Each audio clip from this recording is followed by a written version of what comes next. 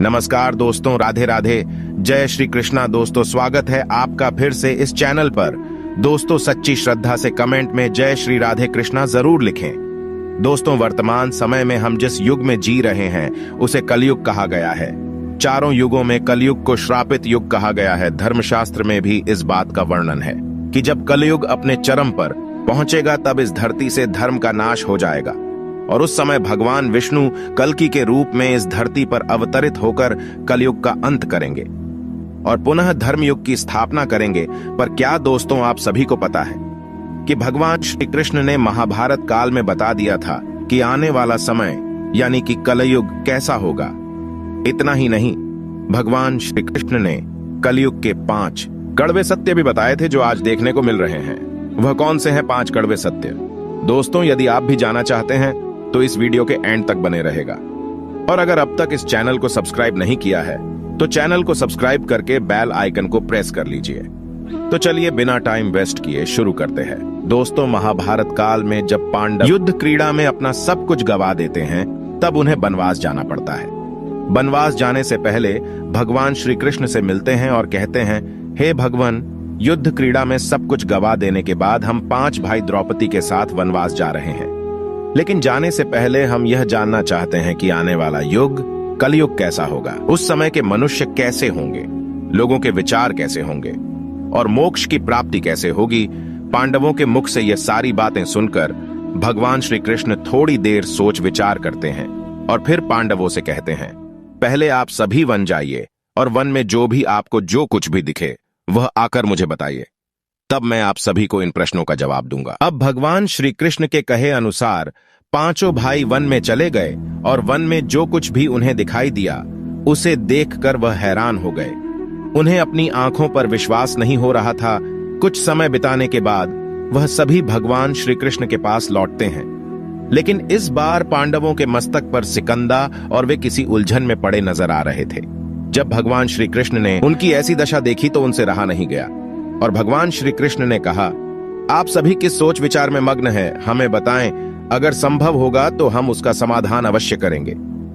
भगवान श्री कृष्ण के मुख से यह बात सुनकर पांडुपुत्र युधिष्ठिर ने हाथ जोड़कर उनसे कहा कि है माधव, हमारी शंका उन दृश्यों को लेकर है जो हमने वन में देखा। उनकी कल्पना हमने कभी सपने में भी नहीं की थी। तभी भगवान श्री कृष्ण कहते हैं कि आप सभी एक एक करके मुझे विस्तार से बताइए कि आपने वन में क्या देखा। इसमें सबसे पहले युधिष्ठिर कहते हैं, हे द्वारका नरेश, हम सभी 5 भाई वन में अलग अलग दिशाओं में भ्रमण के लिए निकल गए थे। जब मैं अकेला वन में भ्रमण रहा था तब मैंने 2 सूंड वाले हाथी को देखा। अब आप मेरी इस शंका को दूर कीजिए कि भला एक एक हाथी के 2 सूंड कैसे हो सकते हैं। अब अर्जुन की बारी होती है। अर्जुन बताते हैं कि उन्होंने एक ऐसे पक्षी को देखा जिसके पंखों पर वेद की रचनाएं लिखी हुई थीं और वह मुर्दे का मांस खा रहा था। अर्जुन के बाद भीम बताते हैं कि उन्होंने वन में एक ऐसी गाय को देखा जिसने अपने बछड़े को जन्म के बाद चाट रही थी कि उसके शरीर से खून आने लगता है। इसे देखकर मैं हैरान रह गया कि कोई माता अपने बच्चों के साथ ऐसा कैसे कर सकती है। अब भगवान श्री कृष्ण सहदेव से पूछते हैं कि सहदेव, तुमने वन में क्या देखा? तो सहदेव ने कहा कि मैंने एक जगह बहुत से कुएं को देखा जहां हैरानी की बात यह है कि आसपास के सभी कुएं में पानी था और बीच का कुआं खाली था। बीच का कुआं गहर भी है लेकिन फिर भी उसमें पानी नहीं है। ऐसा कैसे संभव है? अब नकुल आगे बताते हैं कि वे जब वन में भ्रमण कर रहे थे तब उसने एक बड़ी चट्टान पर्वत से लुढ़कते हुए देखा। वह चट्टान कितनी ही बड़े वृक्षों और सिलावों से टकराती है लेकिन उसे कोई रोक नहीं पाता और अंत में एक छोटे से वृक्ष के स्पर्श से वह चट्टान रुक जाती है।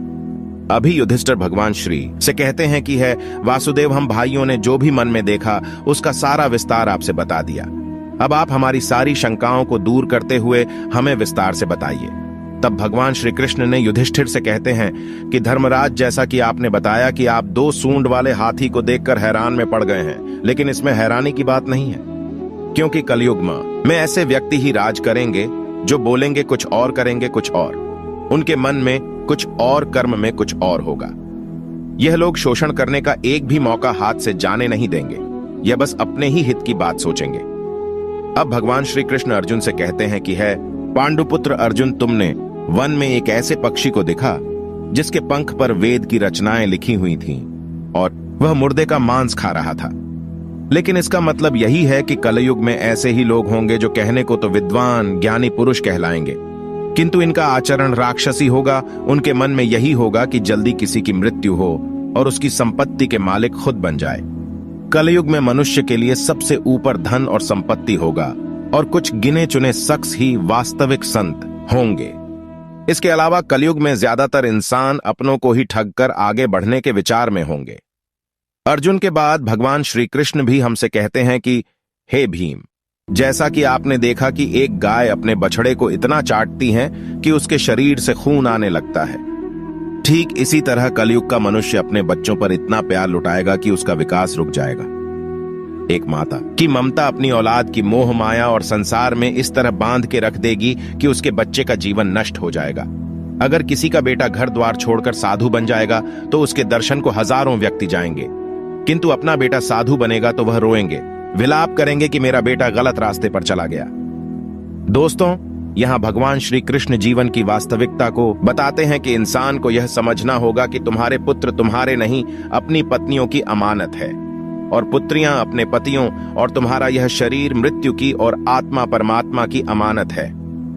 भीम की जिज्ञासा को शांत करने के बाद भगवान श्री कृष्ण सहदेव को कहते हैं कि सहदेव, जैसा कि तुमने वन में देखा कि एक साथ कई कुएं हैं थे, लेकिन सिर्फ बीच का कुआं खाली था। इसका मतलब यह है कि कल युग में धनी व्यक्ति अपनी मन की खुशी के लिए विवाह उत्सवों में धन खर्च करेंगे, लेकिन अपने आस पड़ोस किसी गरीब को देखकर उसकी मदद नहीं करेंगे, फिर चाहे वह गरीब उनका सगा ही क्यों ना हो।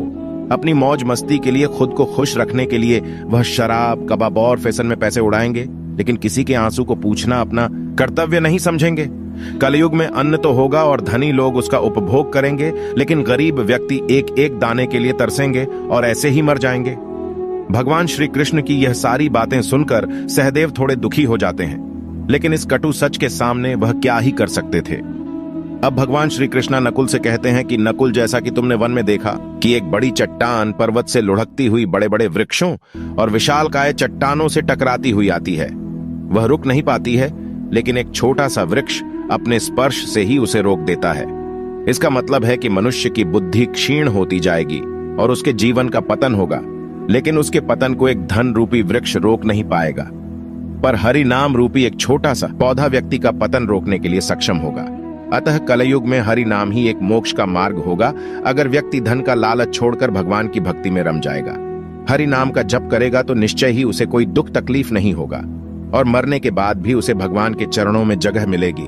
दोस्तों, अगर आप गौर करेंगे तो पाएंगे कि भगवान श्री कृष्ण द्वारा बताई गई ये 5 कड़वे सत्य इस कलयुग में नजर होते आ रहे हैं। ऐसे में अगर आप भी अपने जीवन की सारी तकलीफ को दूर करना चाहते हैं तो आज से ही हरि नाम का जप करना शुरू कर दें।